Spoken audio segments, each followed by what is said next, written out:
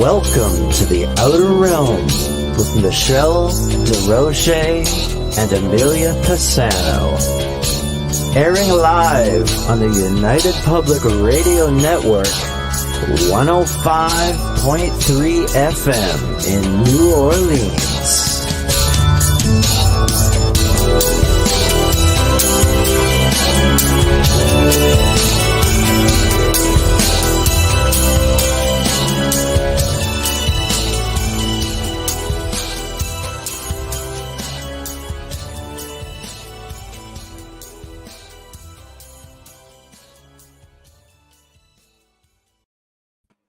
Good evening, everyone. Welcome to the Thursday night segment of The Outer Realm. We are broadcasting live on the United Public Radio Network, UFO Paranormal Radio Network, 105.3 from the Gulf Coast and 107.7 FM from beautiful New Orleans. We're fully sponsored by the amazing people over at Folgers Coffee who have been a part of our journey for the last 5 years. So thank you, Folgers. We couldn't or wouldn't do it without you. Also, big thank you to Justice Snicker, a.k.a. Dr. Snip, the Sonic Surgeon, for the contribution of his voice, his music, and of course his time. I like to throw that in there for the intro that you just heard. He's an award-winning composer of Halloween, horror, sci-fi, and dark wave electronic music, which can be found on all of your favorite music streaming platforms. Also, big thank you to Steve McGinnis, the artist behind the banners and logos here at the Outer Realm. Check him out on Facebook and Instagram. Also specializes in the horror genre, does amazing artwork, does great commission pieces of all types. So check him out. Tonight, we welcome the return of our dear friend and special guest, Constance Victoria Briggs. You're used to her coming on and talking about a lot of galactic things and UFOs and such. But before all of that, she wrote a book called The Encyclopedia of the Unseen World, the ultimate guide to apparitions, deathbed visions, medium, shadow people, wandering spirits, and much, much more. So it's going to be a different kind of show for sure. And we're really excited about it. And everybody is already starting to chime in. So here we go, putting everybody up. Hello, Catherine. Janie, hello. Heidi, hello. I feel like I'm on Romper Room every time. I know. Everybody chime in. I know. So, I know. I love it, though. It's great. Yeah, absolutely. Great. Oh, my gosh. Absolutely. Things are still reeling from last night's show. Oh, my gosh. People loved it. And, November 13th. People keep asking me, when is he coming back? November 13th. So just got that info in and writing it down. See my pen? See my paper? Going down. No, sorry, 14. 13. Wait a minute. Yeah. Oh, November. I'm thinking September. I'm like, wait a minute. That's a Friday. No. So writing that down because I don't want to forget either and overbook. So that's going to be for part 2. So for those of you who've been asking, that is the big day. So, hello from California desert. Hello, David. Ooh, still daylight out there. You're so lucky. I did reply to you, David. I just don't get on social media much. So please, I've sent you my email. So please email back and we'll get you scheduled up. Okay. Yes. And that's a very interesting place. I've researched it a little bit and I think it would be great to have you on and talk about it. So please email. I sent you the email to the show and perfect. You saw it. Excellent. All right. There we go. David's in the chat room and look for him as a future guest. Yeah. I know. Yes, last night's episode was pretty wild, and people were really chiming in about it today. So part 2, November 14th. You know, we do love to have a lot of repeat guests come back, especially when there's just so much information to be shared, and you can't always get it in 2 hours. It's really difficult. I mean, how many times has Constance been on? And it's always a chat. This is our fourth time we love her. Yeah, when we see that you, the audience, really enjoy it, and we can tell by the ratings and the numbers on the different streams. Oh yeah, for Yes, sure. Michelle's going to rebook them and continue the conversation, because a lot of our guests that Michelle books have several books Mm. and several projects on the go. So A lot it's of always different. experiences too. Yeah. Kevin Estrella is an experiencer of dealing with the Ponte ETs, and he talks. It's a lot of Star Nations, galactic stuff, great experiences, lots of validation. So that was last night's show that you could definitely catch on the archive. It did like amazingly well. People love him, and No. we're Yeah. waiting for part two. But of course, we do have a waiting list. We do book quite a bit in advance, so that's the only thing. We're not super quick, but we do promise you that we're worth the wait, because we have an amazing listenership. So that's something to bear in mind, you know. Mhm. So we are just waiting for Constance to come back on, and this would be a great show for you guys who want to, put in anything high strangeness and things of that nature, because the unseen world, my goodness, it's such a vast, vast place, and it's got something for everyone, as I like to say. And without further ado, our guest of honor is here. So everybody, let's welcome Constance Victoria Briggs. Hello. Hey there. Oh, Turn you your have, mic on. yep. Oh. Go to the frame. So yes, I'll see. I don't think I can do it because you have it muted at your end. At the bottom, Yeah. to the left. It says mute, just unmute. Yeah. You could probably just unmute yourself. See your picture at the very bottom of the screen. Returning guest. There we are. There you go. Too interesting not to bring back is Kevin Estrella. Oh, you're listening. Is going so far. So yeah, I'm going to mute you for a quick minute because yes. Okay. I'm going to drop you out so you can work that out for a second. Okay. Okay. So Constance is going to work out her little tech issue, and in the meantime, she was playing at the same time that she was streaming. That's all. It's okay. Yeah. Yeah. So Constance, when you're good to go, just go like this, so I know that you're ready to go. All right. Well, that was quick. Hi. Hi. Can you hear me? Okay. Yeah, everything's good now. How are you? Okay. Thank you. I'm doing well, ladies. How are you? We're good. It's the end of the week. Always happy. Well, we're getting there for sure. Yeah. So, but I've really been looking forward to this show, because this is going in the Wayback Machine for you a little bit. Yeah. So we're going to talk about a subject, the unseen world, is where I kind of first started doing podcasts way back when I wrote this little book. Right. And that's where I began going on and talking to people. Wow. And so that's kind of where I started, with my writing, trying to get a writing thing going. I wrote about angels and who and what is God. And then I wrote about the unseen world. And the unseen world came about because of my many experiences that I was having in life. And frankly speaking, after my dad passed away, he kept showing up in various ways. And so I was so excited about that. I decided, I have a parent that has proven life after death, at least in my book, and I'd like to share it. So I wrote this little book for people, and kind of have a little book. A little book. It's an encyclopedia. Yeah. It's a big book. It's a big book. But before we jump start this whole book thing, I have to say I have a little story for you that is relevant to the topic, and it's kind of an exercise for you ladies or the audience. Okay. Yeah. So in May, I did a podcast. Where I was talking about my Galactic book, one of my Galactic books. Right. And something happened while I was on air, something appeared. Now, I have experiences, but I generally don't get materializations. All right. Right. So I was talking to the host, and I was having allergies, and I had this little white tissue in my hand right here, and I'm talking, and I'm holding the tissue in case I have to sneeze.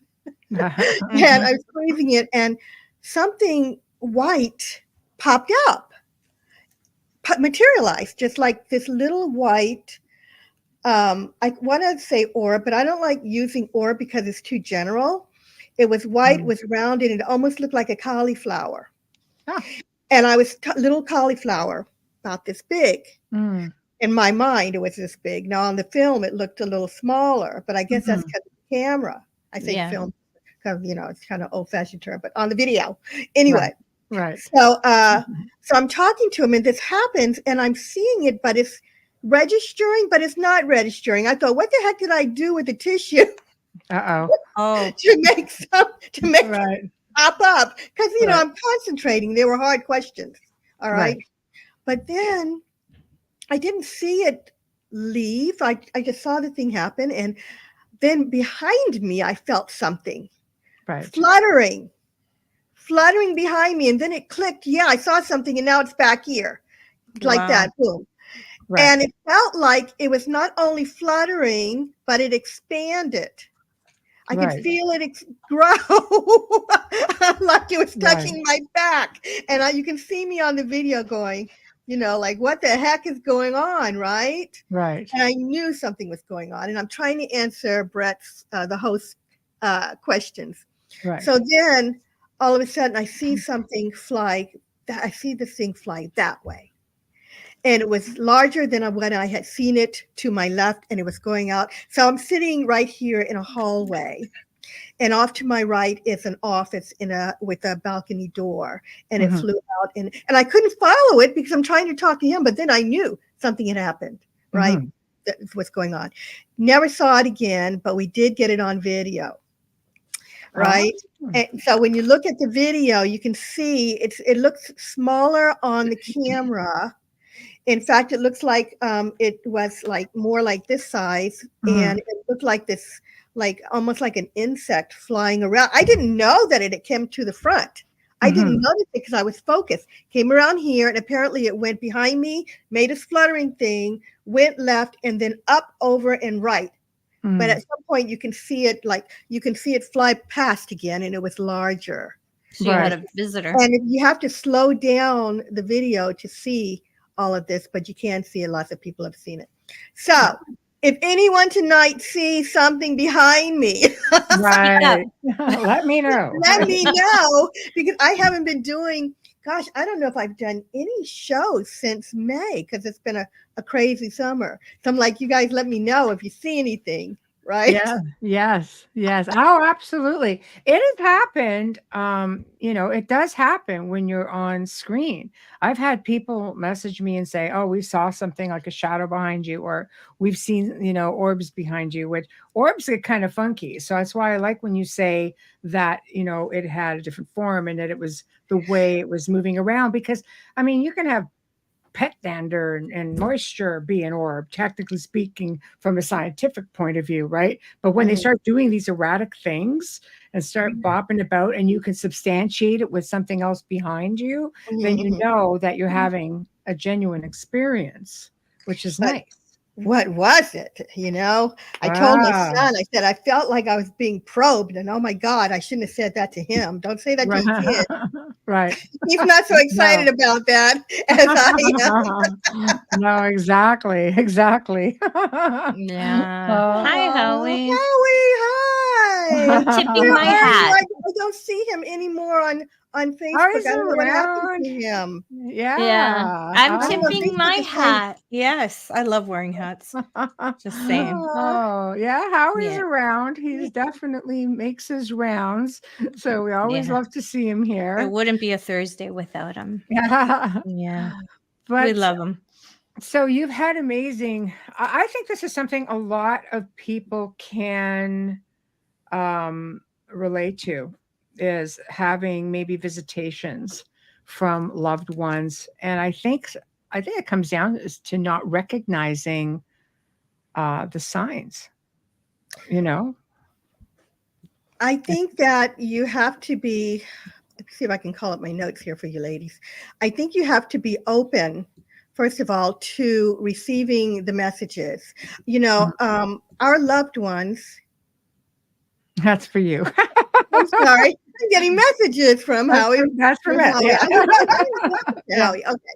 Yeah. Anyway, so this started with my dad. I'll just start telling you about him first. So Right. my dad passed away. About 22 years ago now. Wow. And Oh, like my brother. Yeah. Yeah, I can't believe it's been that long. But I knew enough about the unseen world that he should make some kind of presence known. And he didn't for about 3 months. I did not get any kind of message from my dad. But when he started, man, did he let us know. So my first experience in understanding that he was around was one night I was working what I call my God book. He had passed, 3 months went by, I was working on the God book in my office. I had a toddler at the time. The toddler was sitting, and my computer, the word for windows, I had all these windows open and they started blinking. Wow. When do you know word for windows, for the windows to start, going on? Right. And then the computer did boop, boop, boop, boop, boop, and then shut down. And I was so mad and frustrated because I was writing a book. And I'm on the phone now with my husband, I'm in SoCal at the time. He was in Northern California on business. And I'm like, you should see what the computer is doing. I've got a deadline, blah, blah, blah. What can I do? He's like, honey, what can I do? I'm all the way over here. Anyway, so I turned off the computer. I took my son downstairs. And at that time, we were having energy problems in SoCal. All right. We had to conserve energy. So the lights were always off in the house that summer. Right. And I went downstairs. So I turned the lights on as I'm going down. We have the living room to the left, family room on the right. I go into the living room because, it's kind of creepy in the dark. So I turned that light on anyway. I turned the lamp and I took my son Keon to the family room, turned on that light just with the switch, set him down to read a book. All of a sudden, the light in the living room went out. And I knew, when a light goes out, they just don't go out. You pop a switch if they're, then they like blow or something. But I knew something was off. I could feel it. And I said, come on, stay right here. I'm going to go see. So I looked, I turned the knob. It wouldn't come on. But I couldn't. Finally, I saw that the cord to the lamp had been pulled out of the wall. All right. It had been dislocated. So I knew it was my dad. And it immediately occurred to me that he was messing with the computer and I wasn't getting the message. And he had to go to the extreme because I'm so dumb. Well, it's not that. It's just you're going about your day, right? My what, hon? You're just going about your day, so you don't realize that things are happening. That's right. Yeah. I think that's the most common thing is that life keeps you so busy, you just really don't recognize. No. You put it off as something logical, which is normal. I got goosebumps when I agree with you. And I had a toddler. It's not, easy. I got goosebumps and I talked to him. I stood there and I talked to him and I told him, listen, I'm very jittery. Don't just pop in on me. And, but I hear you can come through in dreams. So basically dreams are one of the easier ways for people on the other side to contact us. All right. And so 2 nights later, the night after, I saw my dad in his, what I call his little Liberace jacket. It was a shiny jacket that he liked. I love and that. Before I saw him, I heard him call me. I was sleeping, but I heard his voice outside of my dream. And I was dreaming. I astral project a lot, and I have also vivid dreams. And in this dream, I was in a building doing something, I don't know, walking around. It had nothing to do with my father. My father just kind of what I call beamed in, out of place in this storyline dream that I was having. And he was smiling like, see, all right. But I started crying. And so I never got the message. Right. And I woke up, but I knew he had made that effort, right? So for me, I found that to be, of course, very comforting. And one of the reasons I wrote this book was because of that, because I wanted people to understand that there really is life after death, or you can call it life after life. Yeah. In the Encyclopedia of the Unseen World, my favorite part is the part about the after-death communication, because of my dad, and the book is dedicated to my dad. Right. If I may go on, unless you want to ask me a question. No. Go ahead. Yeah. Though, if a comment comes up, I'll flag it, or I'll just put it up. So go I ahead. should do better than this. I just get to talk. But I just want to That's say, what we But do. that's how our show is. It is for the guest to talk. We'll Yeah. keep up. Don't you worry. he continued on. It didn't stop with the dream, though. This was what was so fascinating, and why I need to rattle this off about it before we go further. Is because of that energy crisis, he had the opportunity to really show off, right? So I would go into rooms where the lights were off and he had switched them on. Mm-hmm. I went downstairs once, and at that time we were using stereos. We weren't using we didn't have the iPhone. And It's true. The what, hon? Yeah, that's true. Back in the day. Right. So we had the stereo. Right. All the lights were on the stereo, including features I didn't even know existed. Right. Mm-hmm. And so I knew it was him. My son's toys would go off. Mm-hmm. Oh, yeah. That's scary. Easy things. Right. That's scary when the toys go off. I'm not afraid. I should say I get startled so easily, but I'm not afraid of things. But if you jump from behind me, I'm going to jump. And toys going off, yeah, they startle me. Yeah, well, by that time, Amelia, there was things going on, and it just was like, okay, yeah, it would have startled me too if I hadn't been getting used to this stuff. But I have to tell you, my son and my husband were wrestling in the dark, and my husband is an engineer, and he was a skeptic till he married me. Right. And so they were like wrestling on the floor in the dark, and then he comes down with Keon and he's like, yeah, so there's this light on the ceiling and I can't find the source for it. I don't know what I think it's your dad. And I'm like, very interesting, honey. Okay. And I believed him, and I because he wouldn't ever go there. Just like that. Anyway, right. So what became what I call my father's MO is him turning on. At that time, we were still using VCRs. Remember the VCRs? Right? Dating all of us, Constance. I don't know what that is. You're dating all of us right now. Sorry. Not familiar. Oh boy. That doesn't date you. You could have been, I don't know, 14, 12, 11. Anyway. Oh, I think I was, though. Right. See, there you lying. go. Yeah. I'm not lying. I think I was. I might have been younger, actually. Yeah. Okay. Anyways. So basically, he started changing the time on the VCR. It was digital, so he would change it, and my husband would get really frustrated and say, "Can he change it back? I have to open it up to reset it." Yeah, you're making it hard. Would do that. I could, really, he would change the time. In fact, we had gone for a period where I hadn't heard from him, and I said, Dad, you haven't changed the time lately. And then he did. So that was what he settled on in the end of doing more of. Once I knew what it was. Yeah. He said they were the bomb.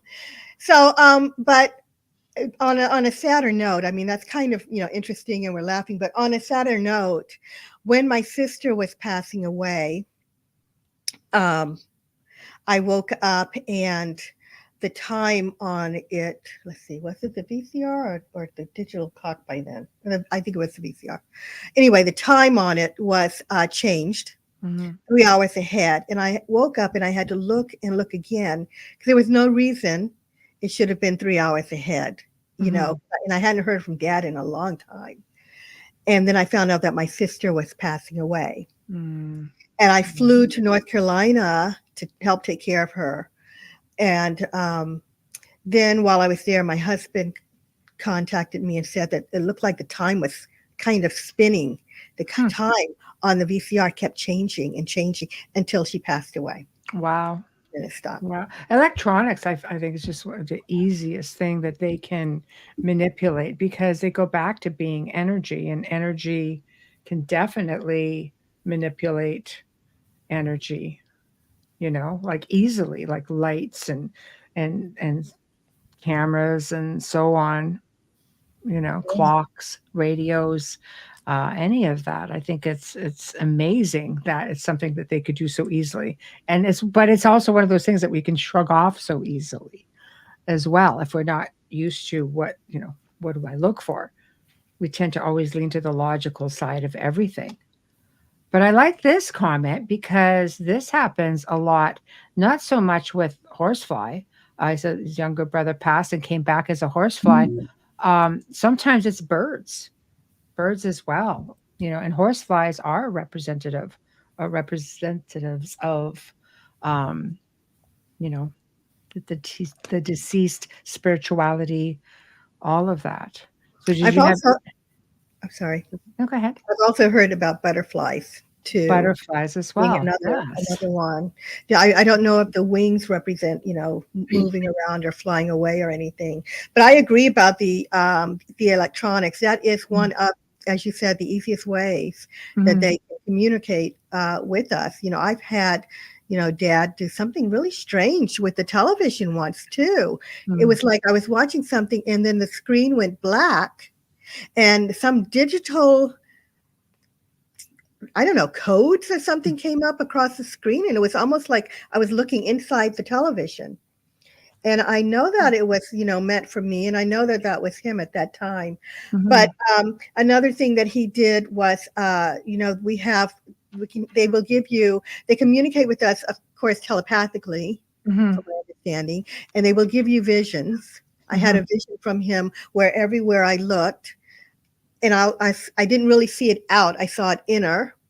I call it with my third eye. I don't know if that's correct, but every time I looked, I saw him waving. And I was in a mall, a Fashion Valley Mall here, and I could see him waving. So wow, he tried, and my dad had never visited me in SoCal. So what was really interesting about this and those on the other side is that they know where we are. They can easily locate us. And it's almost like they have some kind of, galactic or spiritual GPS because they've never been out here. You're soul connected though, right? So it's energy and frequency. It never goes away. Yeah. I mean, my mother's mother was constantly looking over me, and I never met her. She passed away 2 years before I was born, and she died in Italy, but yet she found me. I've had past life people find me. Yeah. Very vividly, and through we're living it right visions now. And yeah, but I mean, like even in spirit. yes, coming to me in spirit and showing it's like visions, and I'm watching a whole scene unfold, and I'm having a communication, and I know it's a past life individual. Absolutely. So I think it's amazing how energy works. It's just so fascinating to me. The three of us have these stories and we have these experiences. But one of the reasons I want to talk about this, and I want to talk about this to people, is because there's, people walking around who have kind of gives you hope, but they have no hope. They're living their lives, they're depressed, and then they die. That's how they see it. I work really hard. Life can keep you that way. Not everybody, lives their best life. Some people exist. Some people go to work every day. Some people don't have time to do much of anything else. We live in pretty trying times for many people, just trying to survive. Right. No, what I'm saying is they have that and they feel that, but they don't understand that there really is something more. I think that's what I'm trying to say, that people don't get the idea that there's life after life, that that we are what I really believe are eternal. I believe that we are superior beings They came into this lifetime for whatever reason, and it's not just to experience and have lessons like I once thought. Some people come in, they're born into this life for missions. They're born here to experience. And, you know, there is this other whole concept that, you know, is a whole other level that I believe exists from my galactic studies on extraterrestrials.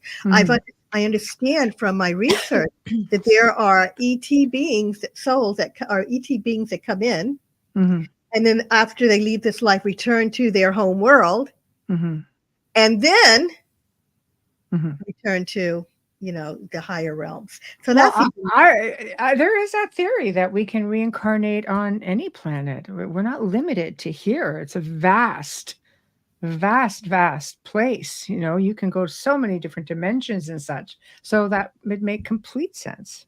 yeah. And it's fascinating, but it's not something people walk around thinking about. You know, they're trying to earn their living. But I would like, you know, and get up, go to sleep and get up and do it again. But I would like people to understand for example, from my dad visiting that they're there. We don't really lose people.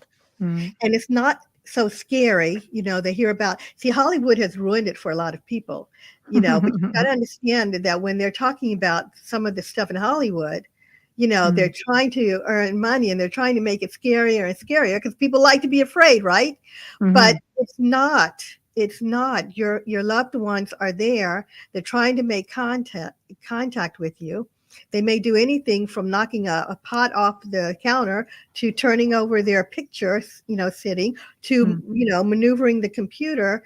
It's not necessarily, you know, what we call a ghost, but it may be a loved one just trying to get your attention, standing right next to you.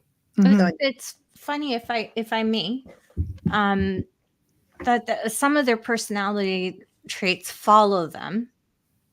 Like my mom used to love to joke around with my OCD. I have to have the espresso cups on a shelf, all facing like this half to the left, this half to the right, the handles. And I told Michelle this, I used to always find them all mixed up and moved around when I would come downstairs, and I'd fix them thinking it was the vibration of the washing machine on the opposite side of the wall in the laundry room. And then I pulled the shelf away from the wall.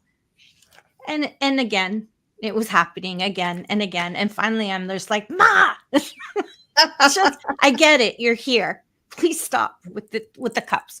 But she knew that would drive me crazy, right? And she would pinch me and laugh. And it was a thing her and her brother did. And they would chase me up and down the stairs and pinch me and laugh their heads off. I'm like, what the hell, right? So anyway, and I get pinched now. So sometimes you'll find those kind of signs, right, with your loved ones. My brother was a master electrician, so of course he plays with lights and electricity. So sometimes you know, if you're not sure of who it might be, think of what they're doing or what's happening, who that, you know, reminds you of. Interesting. Yeah, crazy. You know, I think that makes the most logical sense, because it's like being in a vehicle. Your car stops working, you get another car, or, you know, you find another way to get around. It's just, it's the That's physical. a good way of putting it. Yeah. Well, you know, you don't, your car stops working, you just, you step out of it. Or at night when we go to sleep, you know, put the car in the garage. You're going to sleep in the car? No. Chances are you're going to leave the body. As you mentioned, you can go astral. A lot of people leave the body without realizing as soon as you get into this deep sleep state. And it's the same idea. This is our physical form, because we exist and we live in this physical place. But beyond that, we are energy, and we can easily connect. The whole universe is about frequency and vibration. It's not hard for us to connect to all of that. No. Right? I love that. That's a great analogy. Yeah, I like it too. I like That's all I got. Can she quote you in her next book? Oh my God. So that's a great analogy, though, to have an understanding. And we've been conditioned to believe that those words, those exact 3 words, life after death, instead of the way Life after life. life after life. Yes. Mhm. And I think with the new star seeds and the new age, that they will be seeing it the way you are, life after life. I Well- don't think that this next generation coming up will be speaking like we do. No, Or we I did. mean, you see it everywhere. Yeah. Right? I think people Well, want more, they want real answers, or they want more answers. Well, it helps when you have brain surgeons falling off of bikes and having past life experiences and coming back to life and saying, yeah, there's something more than this. that's right. It helps That's because you want a scientific opinion. There you go. You can Google that. There's more than one that have gone through this. And these are literally brain surgeons. They're not just, like regular people. When I say that, I mean, you can't get more scientific than proving how the brain works than them. Okay. So imagine that. He was riding his bike. He had a helmet on. He went into he hit a rock or something, and he tipped his bike, and he hit hard because he was going down a hill really fast, and he cracked his helmet. That's how hard it was. And he crushed, and he had to go into emergency surgery. He was in a coma. I don't know how many months. I just remember this stays with me because he's a neurosurgeon. That's why it stayed with me. How can you question someone of that deep scientific mind? It's, That's amazing. Yeah. Now, Yeah. did he write a book? Did he write a book? I think or he did. I think he did because I think he was on talk shows as well. But I did. Oh, good. You can find him on YouTube. Mhm. You just Google brain surgeon has near death experience. Yeah. Okay. Yeah. It caught him off guard too. I think people, I think you're right, Amelia. I think people would listen to him and be interested in hearing his story. And I think, like I said, it gives people hope. That this crazy world isn't all there is, and it's fascinating. It's fascinating information. Less fear, I think, of death too. And I agree. And I think another thing people don't consider is a lot of people think that when you're born here, when you're born, that's the beginning of your life. They don't understand that we had a life before life. There's life before life and life after life, right? And so we talk about returning. People are, when I say returning, they're like, what do you mean returning? That some people haven't gotten to the point where they even understand that we didn't begin here. They think we began in the womb, No, exactly. Yeah. Exactly. I just want to make a quick comment to acknowledge David with the age of Aquarius and Pisces. Isn't it every 2,200 years that we change into a different age? Apparently around 2023, 2024 is when we actually slipped into the Aquarian age. Yeah. They just talked about that recently too. Yeah. So I think we're slipping into it, or we've just slipped into it, something along those lines. I'm pretty sure you could find something on that. But yeah. So anyway. Okay. So I wanted to comment on something that Save it for the show, David.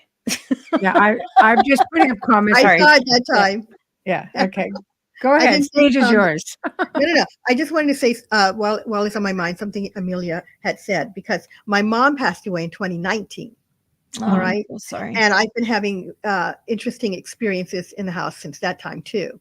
And my husband and I, but we know it's her, right? But what was interesting. Well, okay. I haven't been able to tell who it is. Oh, Amelia, you said something about not knowing who it is. Well, I don't know exactly who it is now, except for at least on 2 occasions, I know for sure it was my mom, but I have been assuming that these were my mom because she passed recently, and I only hear from Dad now. Every blue moon something had happened, but when she crossed over, about a month after she went, I heard a strange noise in my room. It was like those door stops make a funny noise. That happened. It's like someone hit the door stop, and then the lights in the yard went on. The lights that come on. What do you call them? Yeah, When your people are automatic walking. security lights. Yeah, Yeah. yeah, thank you. When people are walking, and they came on when that was it. That was wild, right? That was the first thing. Then the next thing that happened is she visited in a dream. And I was like, Mom, some dreams are visitation and some dreams are dreams. All right. Mhm. I've been at this so long now. I knew this was a visitation. I was like, Mom, you're here. It was amazing. She of course looked younger and beautiful and was like, had that same kind of look like, see, look what I accomplished. I beamed in. And so she's also oh God, she's messed with my computer. One night I went so my bedroom has my office is off from my bedroom. And I woke up and the computer was on. I've got these two big monitors and I went in there and they're lit up, right? And I was working on the hollow earth. So every time I'm working on something, I have pictures on my monitor. So the hollow earth pictures were dark. It was a city on my monitors in kind of darkish, right? But I go in there, I see that it's all lit up. I want to turn it off, whatever reason it's on. And when I get in there, the images, the background shut down long enough for me to understand that they shut down. And then it was a few seconds and they go back up. And there is image of sunshine and a big daisy flower, sunflower, bright orange and yellow screen as opposed to gray and black. And I could tell, boom, it was changed. And I knew. I assumed it was my mom, right? Okay. Did you feel her? I didn't feel her. And I see David's comment. Yeah. And I didn't feel her. I don't actually feel like I ever feel them. But I'll tell you one thing she did. The anniversary of her death one year before last. We were watching television right here in my bedroom. And the light started flashing. It's a tall lamp, floor lamp, started flashing like it was going to die. And I'm thinking, the anniversary of her death, I was really, well, I should say life after life or a transition, not death. We'll get it. We'll get it eventually. I was really right. Right. It's like, what do you say to get, anyway, so I said, this is, Mom, I reminded my husband because I had told him that morning. And he says, yeah. And I said, if the light turns off while I was going to leave the room for a second, the light turns off, call me. As soon as I got up and said it, the light went out. It was done. It went out. So we both knew it was her, in other words. So we knew that one was her. But my point in this story is I can't tell now who is whom, except because I talk to them out loud. I tell them I miss them. They know what's going on in my life. But 2 nights ago, this is where I'm going with this. I had a visitation from my dad again in a dream. And it was him. So he was a military man. I'd never seen him in a uniform. And I have a picture of a headshot with him with his hat and brown uniform. I saw him in the full uniform and he was standing and he was glowing. He was glowing. Is he reincarnating into a soldier's body, like stepping into war? No, he was a military man. No, I mean in another life. Maybe that was know. a symbol of him. I'm going to step into this life now. I'm going to. Yeah, I wonder, because that's what I'm getting, anyways. Oh, really? I don't know. I'm just saying what I feel, right? Because maybe. I mean, I'm hoping that they'll wait for me before they reincarnate. Well, they're never really away from you. I know. Even then. Yeah. That's my opinion. Because I saw Michelle smile and I'm like, wait, that's my opinion. I mean, I know that they're with us. I talk to them. I know they're here, but I was just wanting them to greet me when I'm crossing over, unless the soul really is, in different places at one time. Yeah, but they can live another lifetime before yours crosses over. That's true. Yeah, we don't know how long they chose, right? For what I understand, souls can split. They can live multiple lives at a time. That's what I'm saying. Maybe they would be, and yeah. But I have to continue with this just a little bit because I thought maybe because he knows, they know that I don't know which is which, who's messing with what, right? Like, like a mind ninja thing. They're just playing with you now. Really? Well, I have to tell you though, really, on a sad note, that same night I had a dream about someone very close to me passing away. Okay. Mm-hmm. And I was the worried. Italian culture. Sorry?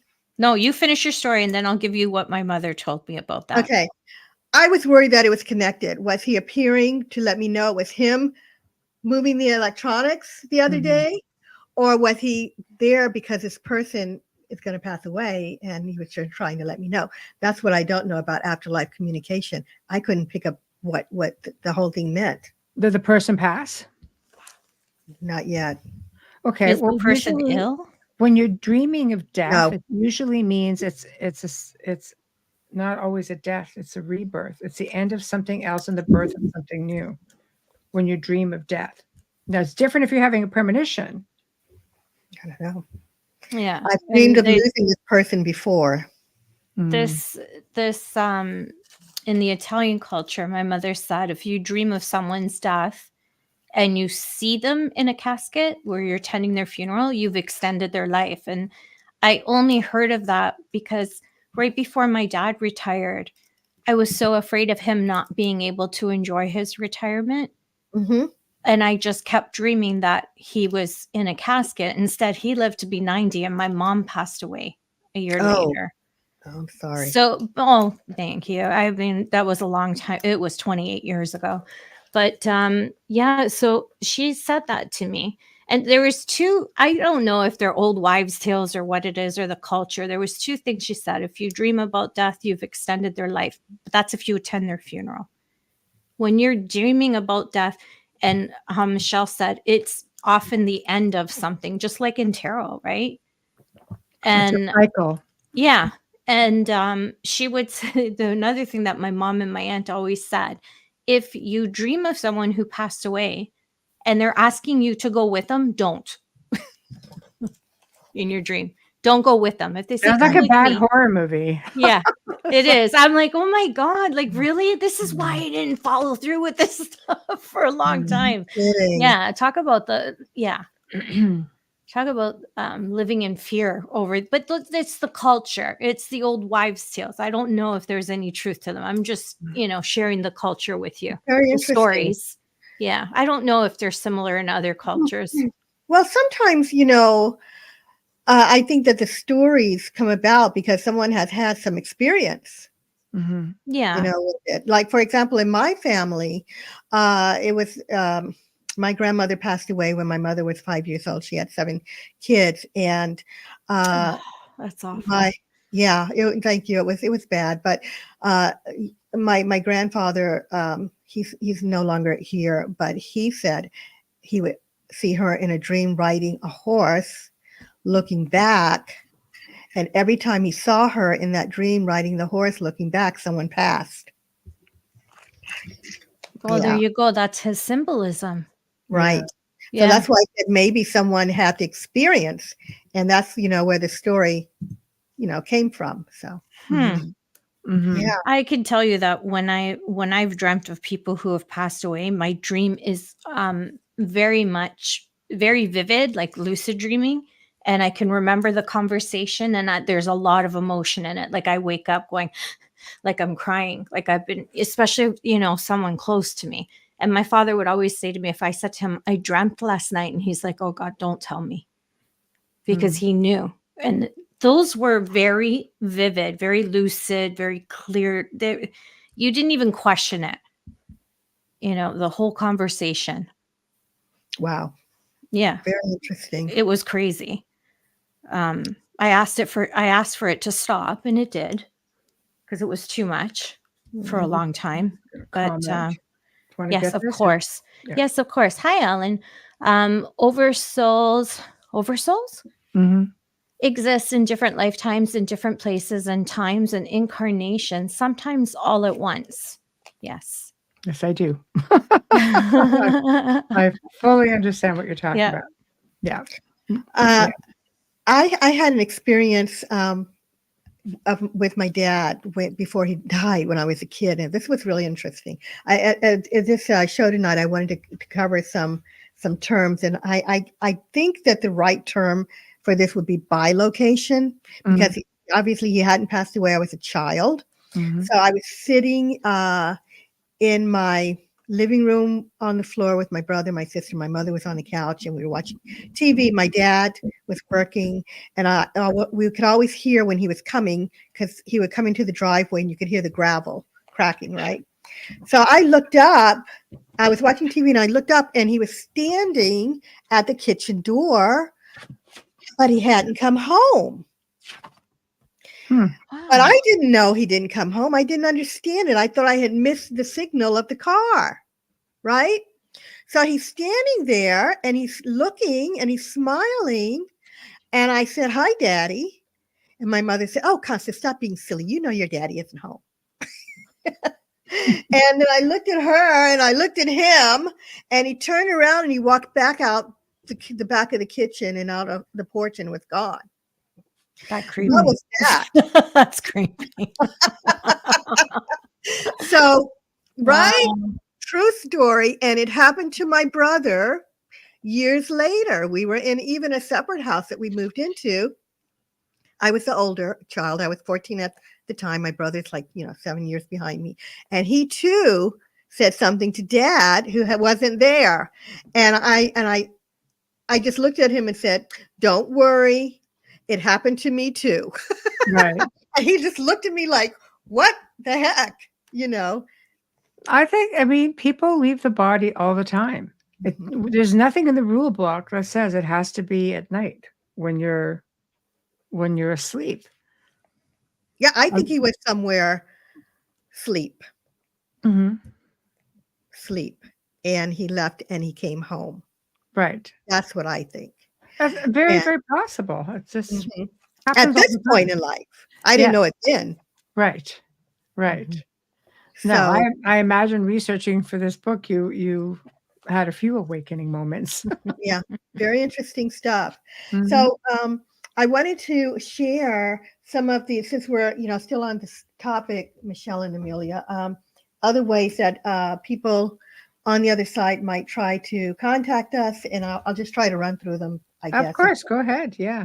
So we talked about dreams, feeling a presence. Now, Amelia mentioned that. I've never felt the presence. The presence, when they turn off the lights, my mom was here, I guess. I don't know if they do it from afar, but I'm assuming she was here. I didn't feel anything, but others have. People have felt like, they were being touched or caressed, or even, their cheek or face maybe even being kissed. I don't know if you ladies have had that experience. Oh, I get the hair pat.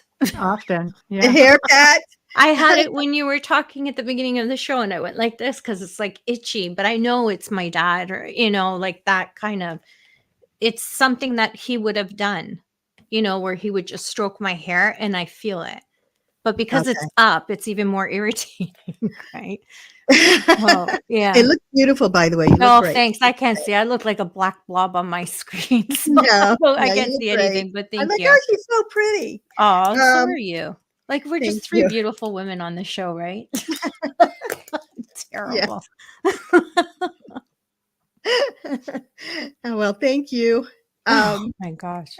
Well, I have had something, it hasn't happened in many, many years, but where someone felt like they were kind of pulling my hair a little, but my parents were alive then, and I was so, what the heck is that? It's like someone, so I guess that is feeling a presence, but I thought when you used the term presence, did you feel like this energy? Yeah, you feel like like a knowing, it's them. Okay. Yeah. That's okay. Everybody has different experiences. That's why I was asking. Thank you, David. Thank you, David. Aw, thank you. Look at these comments. Thank Vanity you. is alive and well. Back up those brownie points. Not that I wasn't fishing.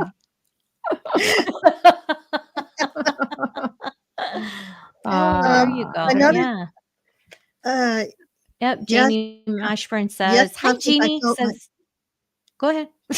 I felt my mother touching my cheek. I was grieving summer of 1998. It was a gift of love. Absolutely. Yeah, we need those. My lovely. mom came to me soon after her passing, but then I didn't see her for 17 years at all.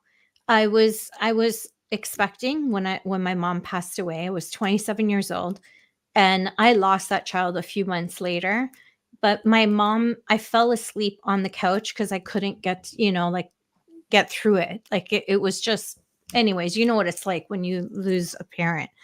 Yeah. And I fell asleep on the couch, and being 5 months pregnant, it was like just grateful to be able to fall asleep at that time.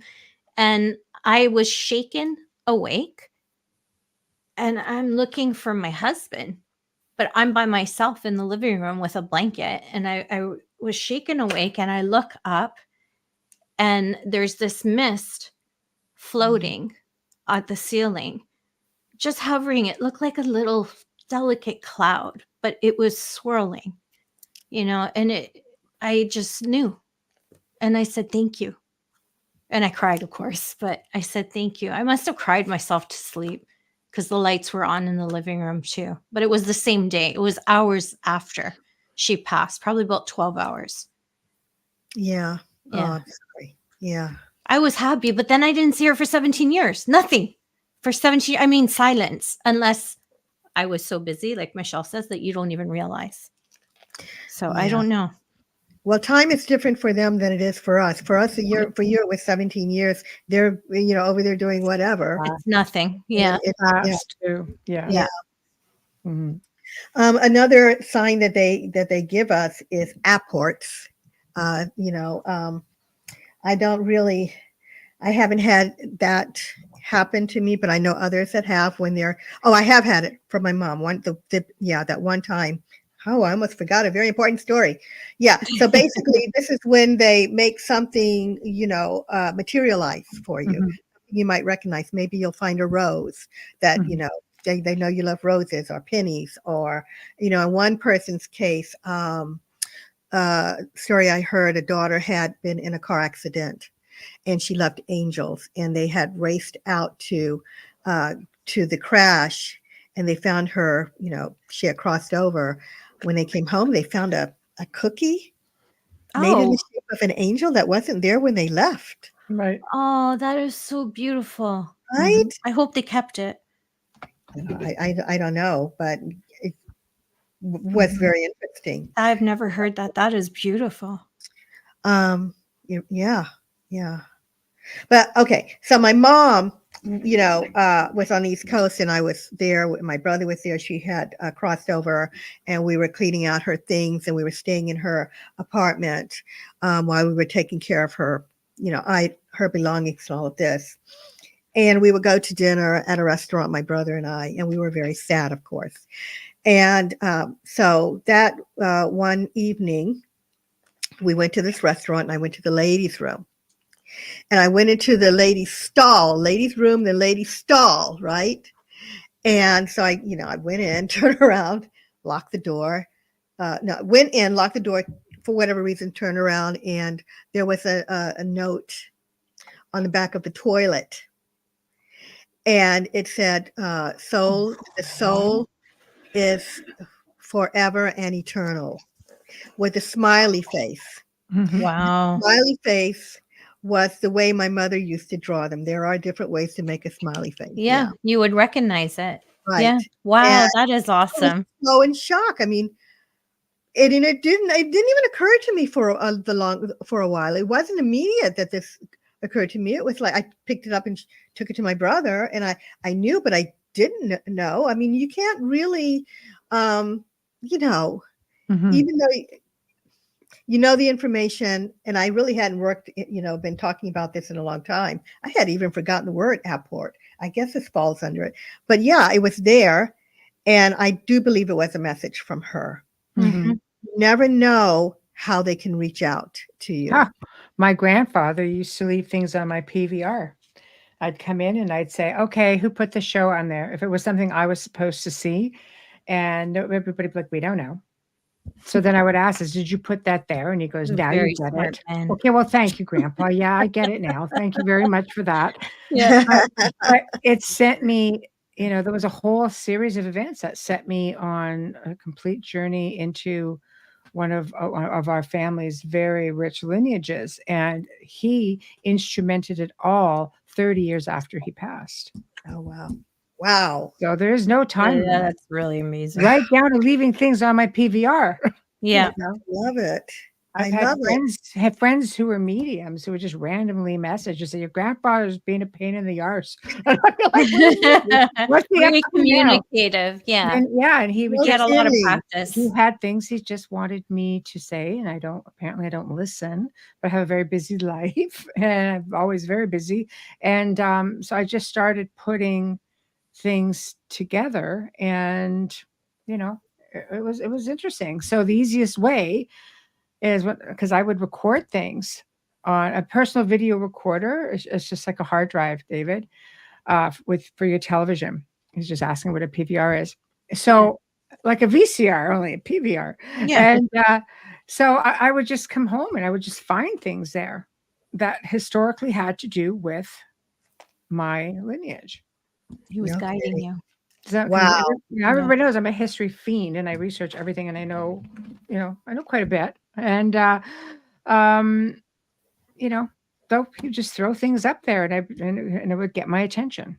So I think they reach out, as you say, in many different ways. That was just how my grandfather did it. Was he also a history buff, Michelle? Oh, yes. Yeah. Well, it helps because kindred spirits, right? Yeah. So that's nice. That's an amazing story. He literally guided you through all of that. I love it. Instrumental in it. Yeah. So now when you write, you're going to write a book about this, right? And you're going to dedicate it. She doesn't have time to write. Everybody's saying, when are you going to write a book about your life and all of your experiences? And I'm like, you just have to watch the show. I think wrote quite a bit about my life on these shows, but I don't have time to write a book. Not now. Maybe when I'm like really old or something. Maybe like Barbara Walters did. She waited till retirement to write it because she said, well, I'm not done living yet.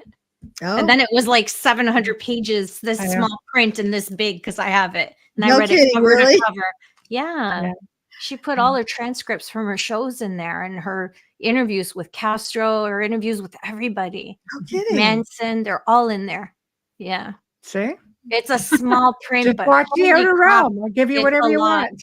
She just kept everything organized and ready to go to put it together later. She was a journalist. It wasn't difficult. No. She knew how to research. That was just her thing. But yeah, she always said, I'm not done living yet. I'm not doing it. And it's very hard to do. Constance, you've written books. My family will say to me, my sisters would be like, well, you have all this family information. You should write it down. No, why don't you just sit there and record me when I talk? Yeah. Because I don't have time to write anything down. No. Who has that kind of time? Yeah. We did it with our uncles. Like each one of us wrote down or like typed whatever, emailed the stories that our fathers would tell us because of our history and our lineage and everything that happened. And my uncle was a prisoner of Nazi war and stuff like that. So all of us have the stories. I've always said we need to do one. You have to collaborate. And it's a matter of getting us together. We don't live in the same cities. So I'll tell you something. The dead do speak. Yeah, absolutely. When there's a question, I do ask. There are times where I grew up listening to stories that my grandfather would tell. And it would be just, oh, that's interesting, And when he started leaving me down the path, I just kind of went, that's what you meant. Yeah. So, they'll answer you. For sure they will. Yeah, always. And it's good to have a book about your family stories. Go ahead, Constance. I was going to say, speaking of them answering you, I wonder if anyone in your audience or you ladies have received telephone calls from the other side, because in this book, I talk about it, and when I've brought this up to people, they're in shock, and when I've talked about it, wrote in the book, people are just in shock, but it is a thing. I have recordings of it. Cool. Back in the old answering machine days with the tapes, especially, can't find that stuff. Yeah, I recorded all kinds of that stuff. So yes. That's again electronic, right? Electronics. And you know what's interesting is I was looking at the book here, and Thomas Alva Edison. Yes. I put his middle name. I don't know why, but Right. Thomas Alva Edison. Actually, he had the idea of creating some kind of a phone or some kind of contraption that you would be able to speak from here to the other side, some kind of telephone to go back and forth between the two. He And took that but from Nikola Tesla. I thought it was Tesla. Yeah. It was. Yeah. Nope, He took it from Tesla. He stole it from him. There's a whole story on that. Oh, There's a really right. movie about that. There's literally a film about him stealing it. Yeah. Edison or Tesla? Edison stole it from Edison Tesla. took it from Tesla. Yeah. Tesla used it to communicate with extraterrestrials and started hearing things. Edison you can still see he's got his in his museum, which was more like the telephone to the dead. Mm-hmm. And it's been reinvented by Frank Sumption, because I have one of Frank Sumption's boxes, which also, by the way, was used to communicate with extraterrestrials, but somehow the paranormal industry has grabbed it, and I've used different versions of it many times, very, very successfully. Good. Yeah, I that's amazing. I did not know the story about that. About Tesla and Edison. Yeah, I do, of course, know about Tesla and extraterrestrials, and him saying he was the first to contact extraterrestrials. I don't know, Michelle. Now, for me, I mean, I don't go here very often. I don't know if I talked about this on your last show, but I had a very negative experience with an invisible entity. So for me, I am still a little gun shy, as they would say. I don't know if that's a good term, but I'm shy about using communication devices with the other side. I don't blame you. As much as I like to focus on the light, I also know that there are some things out there that are not light oriented, and I don't, I prefer to not bump into them again if I don't have to.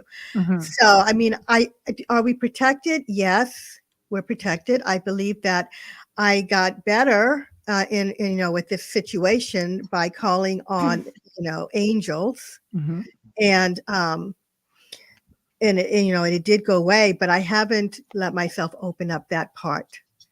Right. Anymore, Well, I think you take a chance, no matter what you do. I mean, you could take a voice recorder.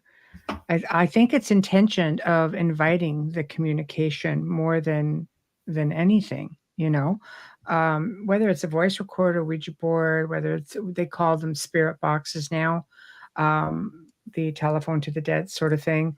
And again, it's the intention that we're making that invitation to communicate. Maybe it has something more along the lines to do with that. And people are not always specific as to what they're asking for. So there's always something waiting. In your case, you had this experience. Were you trying to communicate with a loved one, or did you think you were communicating with a loved one and something kind of slipped in? Yeah, I didn't try anything. Well, woo, I had said I wasn't going to go here, but I will go there. So, okay. You go, baby, you go. Yeah. So there was a time in my life when I was much younger, I was searching for answers for many things. And I went to church. I was involved in a religion, and I was trying to learn things. Did the Bible have answers? Blah, blah, blah. So there was this one lady who was studying with someone who was, I guess, a dark magical person. And I was talking to her, in a churchy kind of way, I guess. And she told me about this lady, and she said that this lady had given her this thing for protection, and it was a little square piece of cloth that was filled with, I don't know, something. Anyway, my experience started happening after that. I think I wasn't supposed to go near her. I think she had someone protecting her and trying to keep her, I don't know what I did, but it started with her. And I think that kind of opened, because things started happening with me, and I never said that part of the story before. I think it, you can be followed. It kind of followed me, and Right. that's really why I was having those problems. That's my speculation. Right. So I didn't ask for anything. I wasn't talking to anyone, but I think I exposed myself to someone who was working with the dark arts. That or dark whatever, Yeah, I think it happens a lot, especially with people who are grieving. Yeah. So there's always somebody or something waiting, which is where I think you're going. Especially when you're grieving and you say, "I would do anything to see you one more time." That's an invitation. Oof. Well, what it is it definitely putting it out there that, if you don't know what you're looking for, which we talked about, sometimes people just don't know what they're looking for. You've been really fortunate with all of your experiences, Constance, because you've been able to see them for what they are. Some people aren't so lucky. Yeah. But okay, onward. Where are we going next? Okay. So I'm just kind of rifling through this book here. So basically, guys, this is the Encyclopedia of the Unseen World, A to Z guide. I thought I was doing something by, being so excited about the subject by putting this little book together. All right. So it talks about the unseen world beliefs in different cultures and different religions, mystics, prophets. Even it's got even some movies, a few movie stars in here of their unseen world experiences. So I put that together, but I'm not here actually to sell this book. I'm here because I love this show and I wanted to have the conversation because it was written a while back and I've grown and I just would like to do something a little bit more in depth now than what it is. So, but I mean, it is a good reference book for your library if you're a researcher, but I know that some people really liked it, and then one person or two people were disappointed. This one man said, I didn't put, how do you say it, girls? Necromancy? Necromancy. Isn't that the reading of bones? Necromancy. Of the dead? Yeah. He was upset. It's like full on bodies. Yeah. Being able to bring them back. I'm not going to put that in there. And so I got a really bad review for that. So, oh my God. Somebody asked me that one time, believe it or not. I got a message, years ago, and they said, I would like you to help me bring my husband forward. I'm going, what is this? Just it's like a spirit is what I thought. And even then, I'm kind of like, meh, And he goes, no, I mean in the physical. Oh. Your husband, just see, that's necromancing. I'm just going, oh yeah, no, I can't do that thing. That's dangerous. Totally out of my, so dangerous. Out of my wheelhouse, as they say. Right? Why would you even want to? Why would anyone want to write about that? Of the dead in a physical manner. Necromancy, you'll find that in certain occults and secret societies as well. Rituals. Yeah. It's very, very dangerous. Right. So he very was dangerous. And he wrote it in the review that he was upset because the book didn't have that in it. Anyway. I don't know what people are looking for, but anyway, you can check it out. So the next subject I wanted to bring up, and people have asked me about this, is that of animals crossing over. Do you see your animal when they cross over? Do you see your poor babies? Now, I know of two interesting stories that occurred. First of all, from my studying near-death experiences, which I had to do to a point for this book, there were a number of people who said they did see their pets on the other side.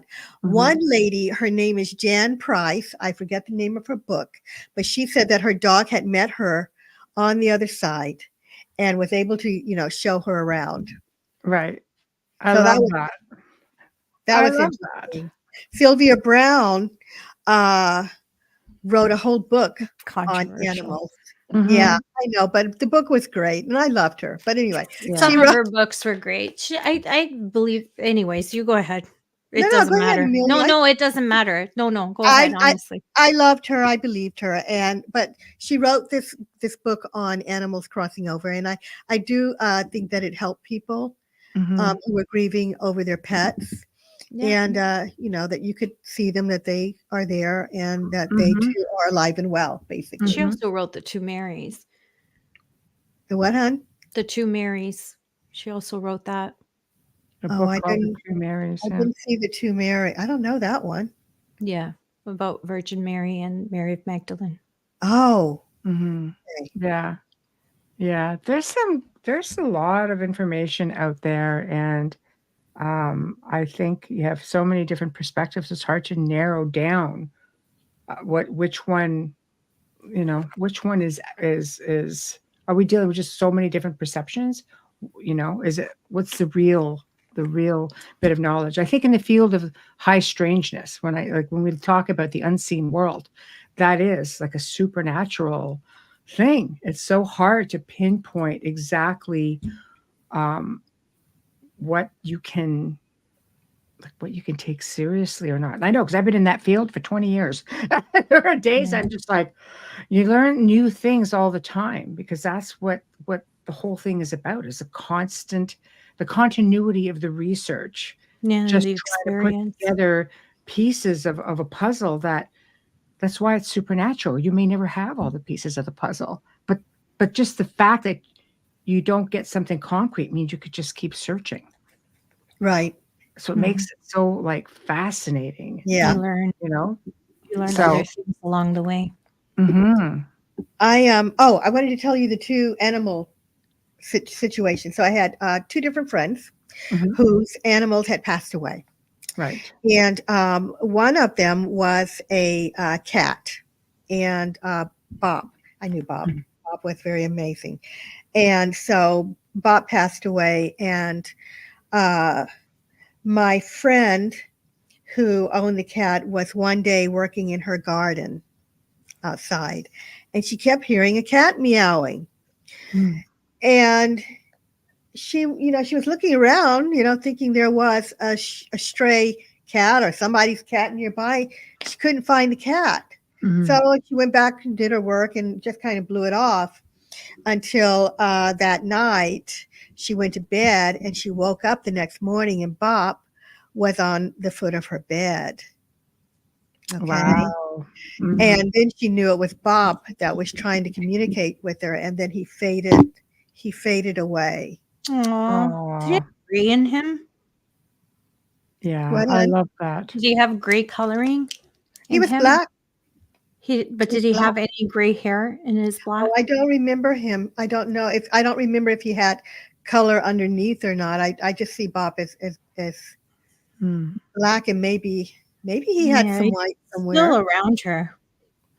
Oh, okay. Animals are wonderful. They have strong spirits in little packages, and sometimes their spirits just shine so much brighter than ours. Yeah. Amelia, he's still around her? Yeah. Sleeps with her. Oh, I'll let her know that. Yeah. Yeah, he could have. There's some, not like gray, heavy gray. I see some sparse gray that he's always had in the black. Okay. I see them, when somebody's starting to gray, I see it in the cat as always having them. Oh. Yeah, it was so long ago, I can't remember that part, but I can ask her. Yeah. Unless it's another cat. I don't know. Did she have more than one? Yep. Yeah. She's had several cats. This one's got gray. It's it's noticeable, but it's not thick, Yeah. Yeah. No, she's had several. Oh, my other friend, thank you, Amelia. Oh, no problem. My other friend had a dog that died, and she was outside one day, and she, how does she explain this? The wind was blowing, and she looked, and she saw kind of like a swirling wind. We in the sand. She lives in a beach town, and it was the shape of her dog. Oh, that's precious. So they're Crazy there. Things. They're there too. Yeah. They tried to reach us too. They tried to reach out, and they're not gone either. No, You I know, often will see when I don't do readings in that sense, but if people lose someone and a message comes, I give them. If I see a pet, I see it. And there's a lot of times that we see cats and dogs, we've seen birds, all kinds of things. They do come through for messages. it's amazing. I love it. Yeah, that will give people, I think, some hope. Well, Mhm. Michelle booked a psychic pet. Oh, Yeah. I had we've had pet mediums on She here found a before. cat live during the show. Yeah, there was a cat missing, and Yeah. at Dr. Kathleen Ann Ball, her cat was gone, Yes. and she Yeah. tapped right into it, tapped into the cat, gave the message to Kathleen, and says, "Okay, this is how it's going to happen." And the cat will come back, and it's exactly how it happened. Yeah. Yeah. So yeah, Like it was a beautiful moment to be a part of that because you could hear in Kathleen. and the Like, cat was alive, not deceased. yeah, But but it's had been interesting that missing there for a are while. Oh. so many animal communicators out there. It's just They're great. really Very amazing. communicative. Yeah. So I love these That I stories. don't do. I only did it with my own dog. I don't do it with other people's pets. That's a different gift entirely. Mm, But yeah. right. My dog Well, jumps on my bed at night. I can feel the bed tremble. Like you Mhm. feel that plump, like he jumps on. And I know he's there because he used to come and smell my mouth. He loved Oh, to see if I okay. had lipstick on, I think, because he was blind at the end. And because lipstick meant mom's going out. And I Oh, would that's feel his like a cold little breath. And then I just say, "Hi, Versace." Like, it's like he's saying goodnight to me a few times a week. He does it. I think it's my fault because I haven't let go because I had to put him down in February. So oh, I this think is that's why. And he was almost 16. So big part of my life. But I understand that, and I understand why people want that connection. Their family. yeah. Yeah. Yeah, that's why I put it in there. And there's a lot of people grieving over their pets, and Mhm. sometimes pets are the only Absolutely. It's all they have. family. It's their babies, right? Yeah. So I take wanted to say also that those on the other side, as you ladies know, are watching us so carefully. They're sometimes they interfere to a point in our lives in a good way to help us. Mhm. And so I had this experience where an experience with 23andMe with Mhm. the testing of the DNA and all of that. Mm. So I went on here one time to, when I first got it, I was looking for relatives, see who turned up or whatever, out of curiosity. I really didn't think I would contact anyone. It was just something to do. Mhm. And my kids were really interested in it, so we did it. So a cousin popped up on my mom's side, and I knew all of my first cousins and my second cousins, right? Mhm. Well, a second cousin popped up, and her mom would have been my first cousin. And I'm like, well, what's your name? I know all my cousins. Mhm. And she said that her mom was adopted. Mm. Right. So her mom was adopted and she didn't know her family. And I'm like, and so she started telling me this information. And then she eventually, this girl who was the daughter of this lady, sent me a picture. The Mm. picture turned out to look exactly like one of my uncles. How crazy, eh? And she was my first cousin. Wow. Now, my uncle had a wife. And so I did the math of the age of the lady. Yeah. And it was before he married my aunt. All right. Yeah. Scandal comes out of those things a lot. Yeah, I will never do that again. Yeah. Never, ever, ever. Not a No. good experience. It had a happy ending. But why am Yeah. I bringing this up? I'm bringing this up because the moment that it started, I felt someone around me in the sense that no, I didn't feel the presence like, someone touching me. Mhm.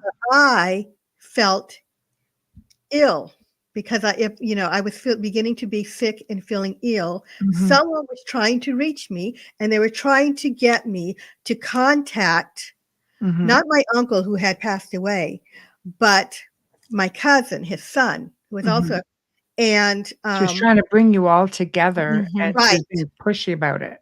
right. Yeah. When I Right. was getting ill, and my mother was saying, it was my mother's brother, she was saying, don't touch that. Your Mhm. aunt is going to be upset if she knows that there's another child. And I'm like, no, this was before marriage. Mhm. And not that it should matter if you ask me, Right. because I think that the child is more important, That's but right. that's not how it works with the older generation. But it's all a matter Yeah, of opinion. yeah. Right. And so I wasn't acting accordingly. So I started then, I was like, I contacted my cousins and they didn't want to touch it. My cousins, because this wasn't the guy, wasn't someone I was really close to, the son. And Yeah. by this time I was in touch with the mother. And she was saying, I've been searching for my mom, but I never searched for my dad. And I can't find anyone on my mom's side. Nothing's on my the records are closed or something, but it never occurred to her to look for the dad. She didn't have anything named to go on. Right. Anyway, long story short, I was just getting worse. I was getting trembles and headaches and nauseous. And I finally ended up connecting. I convinced my cousin, the guy who was her half brother, to talk to her, and he did. And they had DNA tests, and they were brother and sister. Mhm. Crazy. Yeah, but there was someone in the background that I couldn't see, because then it all stopped. It all stopped. The It bad was a different feeling. time. Did your Mhm. uncle? The feeling, whoever was trying to get them together, I mean, that Right. energy was gone. Mhm. Well, it might have been him, because it depends if he was aware of this woman Right, expecting or not, and found out when he crossed over that, hey, I've got a kid. right. We have to Right. pause for a quick station and sponsor ID Yes. to I keep the was just sponsors happy, keep the boss looking at happy. that. I just looked at the time and I'm like, I wait for Michelle to say that. Okay, you are listening to The Outer Realm with Michelle Desrochers and Amelia Pisano, coming to you live from the beautiful city of New Orleans on 107.7 FM radio, as well as the Gulf Coast. And I'm losing my earbud on 105.3 FM radio. We are live on Roku TV, Rumble, YouTube, and I'm not sure if we're on X tonight, and Facebook group pages. Listen to us on Alexa Prime and about 250 streaming platforms. Our returning guest tonight is a dear friend of ours. We love having her. Constance Victoria Briggs is here tonight, and she is talking about the Encyclopedia of the Unseen World, her book, and her life experiences. If you're just tuning in, don't worry, we archive everywhere. Out First of all, and I'm tongue-tied again because, yeah, it's near the end of the week, the shout out and the gratitude for Folgers Coffee from our first episode with UPRN. We thank you for your continued support with sponsoring our show, and we absolutely love you. We look forward to many years together with you. Our fabulous banner and promo media is courtesy of Steve McGinnis, horror illustrator and an incredible artist. Steve also creates custom commissioned pieces and can be found on Facebook. Thank you, Steve. Our intro outro is courtesy of Dr. Snick, the sonic surgeon, aka Justin Snicker. Say that 6 times fast. Award-winning composer, vocalist, and musician. He's so kind to create this intro for us, and sometimes when we have the time we get the outro out there. It's just amazing. You have to check out his music. You can find him on Amazon and Bandcamp, stream on any platform that you normally use, and find Dr. Snick on Facebook and Instagram. Thank you, Justin. Lastly, are you watching this episode right now? And where are you watching it? Is it YouTube? Is it Facebook? Can you subscribe? Smash that button. Notification so you never miss a show. Kindly share us with your friends and family.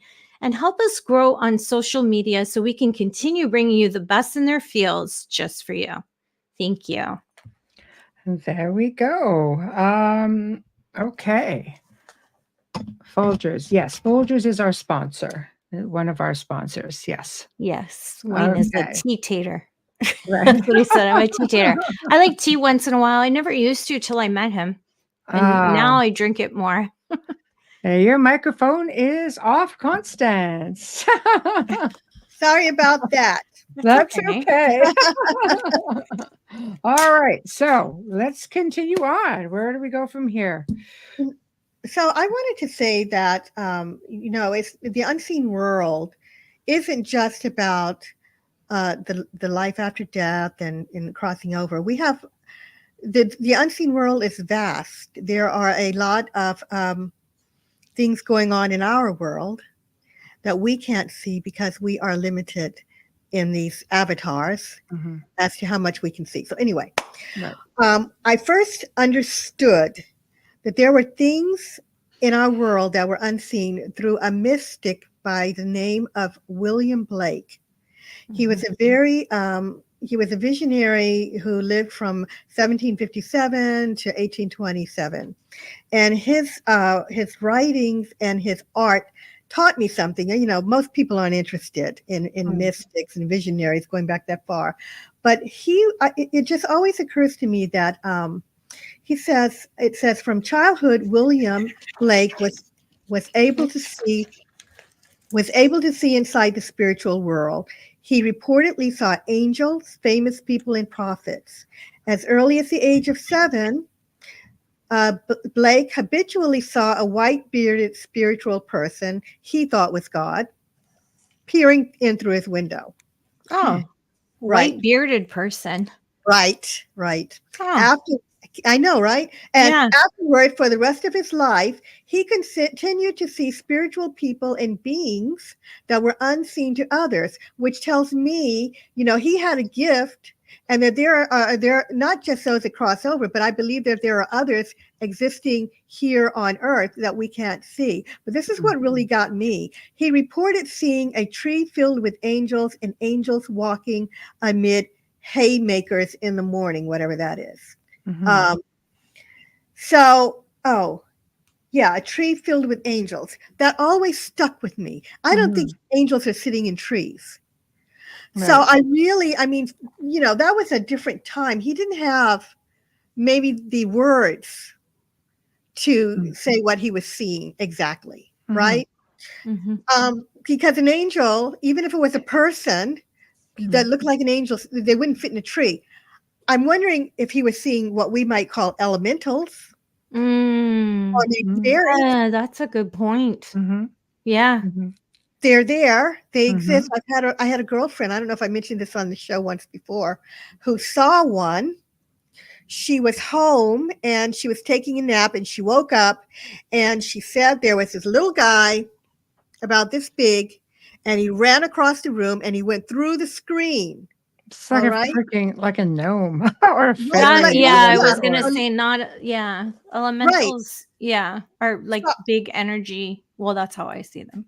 Right. So I wonder if that's what he was seeing. There are things out there, is my point, in another realm that can materialize, that are here. They're here. Bearded white hair sounds like Merlin. Well, I mean, you know what? Yeah, that's what I think of. You've written a lot of books on, UFOs, the whole galactic spectrum and different beings and things of that nature.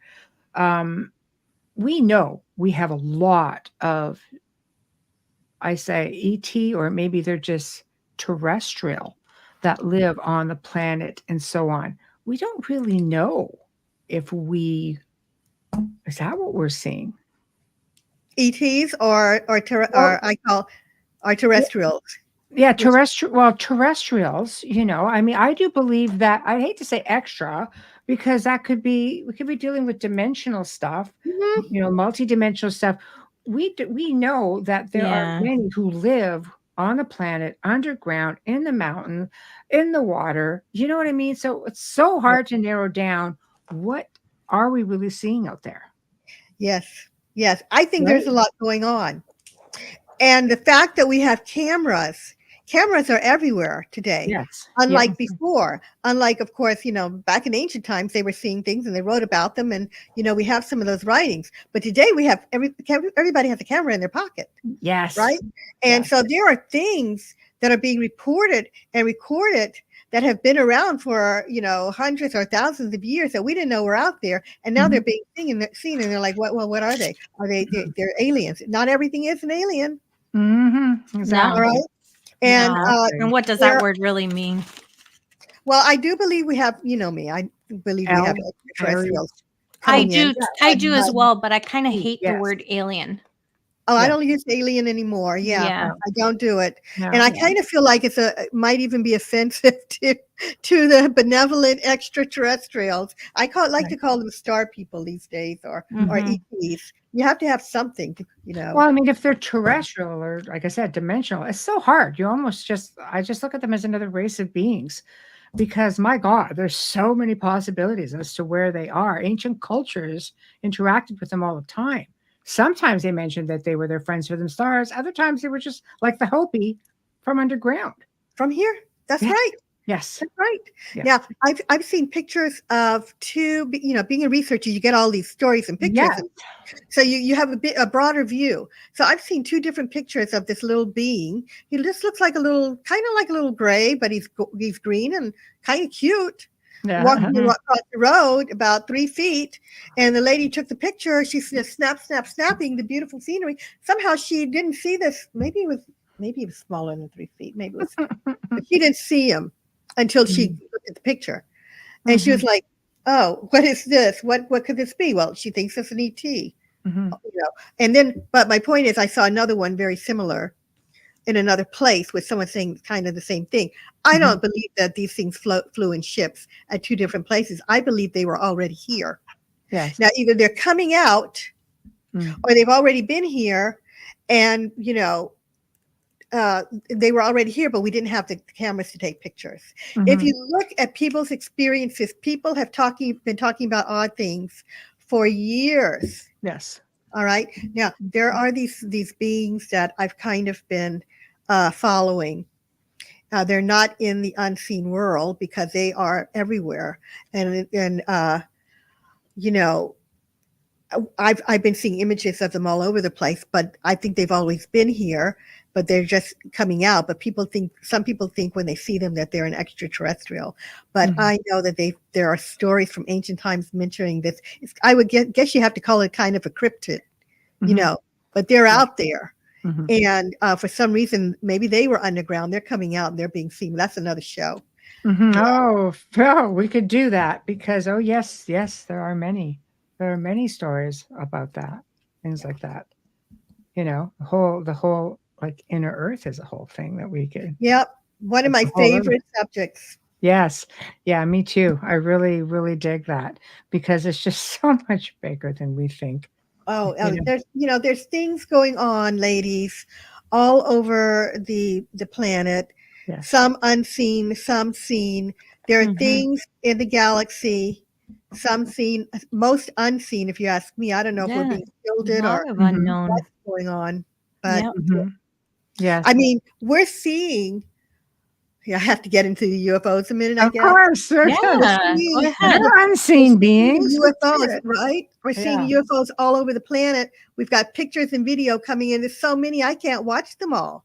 And people will say, "Oh, it's a hoax. It's a hoax." Well, honey, there are thousands of hoaxes going on. There's a lot of hoaxers in the world, if that's the case. And these things are different shapes and they're different colors and, they're different countries they're in. But they're not catching them out there and, flying around. They're catching them close to Earth. But why aren't they seeing them coming in? Maybe why are they, maybe they're in the ocean. Thank you, Michael. Or they're not telling us too. Yeah. Right. In the ocean, which is a whole other thing, which is, Amelia, one of my favorite topics is. I enjoy that as well because it's untouched. It's not really. Yeah, there's not enough out there. Well, here's a This is a good point too. Yeah. Alan says our human eyes only see a limited spectrum. There are sorry, let's do that again. There are beings all around us that we can't see. Mm-hmm. And they can't see us either because they have restricted vision as well. Mm-hmm. Highly possible. Yeah, so there you go. So I hadn't thought of that before. but Highly with the light possible. spectrum, it's true. I think there was a story going back I can't remember, it was World War One, World War Two, where they sent out literally a squadron of pilots, and they had these night vision goggles on, and they had the diasynth glasses, and they put them on with these night vision, like they put this solution on there, and the men were shooting at each other because they could see what they described as flying like reptilian demonic type beings that were coming in over their planes, and basically it got hushed, and they basically they completely ixnayed that the whole thing. Like you just don't talk about it. Like they were shooting at each other because they were seeing these things flying, let's say on the plane beside them. On the plane beside them. Yes. Yeah, their own squadron. Oh my God. Yeah, like it was kind of like night vision, especially like night vision goggle, but they had this solution on it. So I actually purchased some of these glasses minus the night vision, and because the doctor who invented them, this company had access to all of the documents. But you could probably wear them with night vision, but I'd almost be a bit leery as to what they would look like. But it's crazy stuff. But the point I'm trying to make is it obviously gave them a glimpse into the spectrum, to be able to see something that they would not normally have seen, because they were ordered. Those pilots are being ordered: take them off, take them off, take them off. Return to base, take them off. You can read up on it.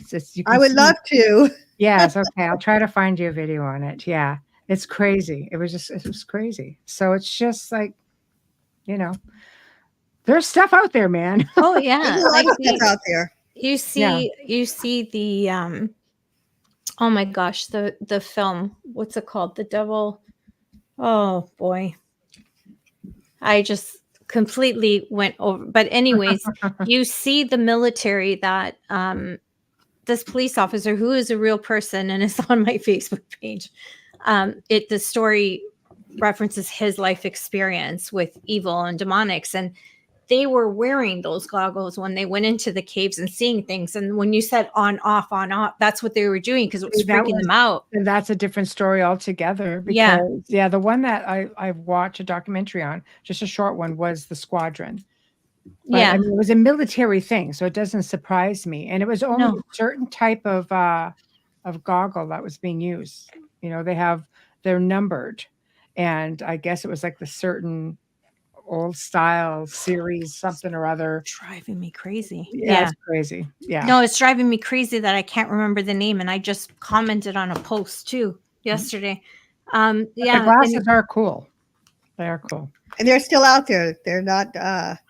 They're marine glasses. They're not on these night vision goggles. I'm sure they're out there somewhere, but no, somebody has taken all of the documentation, and they were able to recreate the glasses minus the night vision. So it's crazy because they're different lenses that you can do different things with. So it's pretty wild. Yeah. Very exciting stuff. I tell you, ladies, if I didn't have this work, if I wasn't in this research and this writing, I would be a little bored. This certainly keeps life, interesting, doesn't it? It's the life of high strangeness, which envelops it's such a vast, community of information. Like there's so much that you can dip your toe in with it that is out there, right into ancient history. There's so much. This whole thing about the unseen world and relatives connecting with us. They were talking about that in biblical times. The Bible talks about that, right? Yes. This isn't something new. So, I mean, people have been, incarnating in here forever for whatever reason they come in, and I'm trying to figure out how is it connected to, the extraterrestrial world, because everything is connected. There are we ETs from another world, and we created, we terraformed a planet to come and have experiences, because is heaven an ET world, basically? Well, I think if you set aside the conditioning that we as society have received from childhood into adulthood, the constant conditioning, I think if you can, as researchers, I think researchers can look outside the box and explore things like that, because things are connected. And you can't, the earth gives up her secrets. There are things coming up out of the water. There, the things pre-ice age. There are runes being found. We have technology now that allows us to find incredible ancient civilizations and structures. You can't just hide it. And it was here before. There are out-of-place artifacts that go back hundreds of millions of years. Somebody was here on this planet at some point, and there's no explanation that we have for some of these things. It doesn't mean, that it wasn't just a normal fact of life back in that time. And how many times do you see things, time travel? There's a whole other thing, time travel, where you're seeing things that look like they should be in our time now, but they're found, right? They're in locations that they shouldn't be in. Right, right. Did I have to encourage you ladies to read my Earth Galactic History. I talk about a lot of this stuff in there. Yes, we've been on the show with it. Yeah, right. I don't know if you'll ever have the time. I mean, we couldn't cover all of that. No. But I do talk about artifacts that that they can't explain, and put together a little list of things that you want to cover that we couldn't get to. We'll do a part 2 on it. And produce it, yeah. Oh, wow, yeah. We can do a part 2 on it for sure. Oh, yeah, we'd love that, because, you can't cover all that information in one show. I should come back and talk more about that. You can. There's lots of things we can do. Interesting comment here, if you can get that, Amelia. Yes, Exalt, thank you for chiming in, and thank you for being here. I thought that we are possibly a race of fabricated, self-replicating biomechanic beings. People think of nature as being beyond that, but what if there is something more advanced than this reality? Sure. I can't tell you how many times that goes through my head. I know. I think The Matrix did a series on that. Sure. Yeah. I know. I mean, we don't have all the answers until we leave this realm, this physical place, and we become part of that unseen world where we are not limited by the physical. And those who can leave the body can travel anywhere.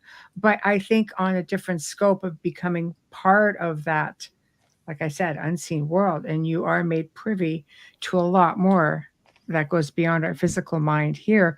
We're always going to be wondering here, but I love the whole research part of it. Me too. Yeah. It's exciting. You have to be careful when you leave your body, though. It can be dangerous. Wow. Yeah. Well, Matrix was a documentary. That's how I feel.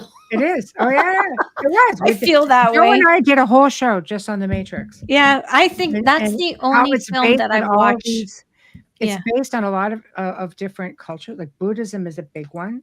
Hinduism. I didn't like the last one, though. That it's mind blowing. Yeah, I didn't like the last one. I watched the Matrix 1 again. I hadn't seen it in years. On my trip to Japan last May, I was watching the Matrix. I forgot how violent you could watch 10 films going to Japan. Right. Yeah.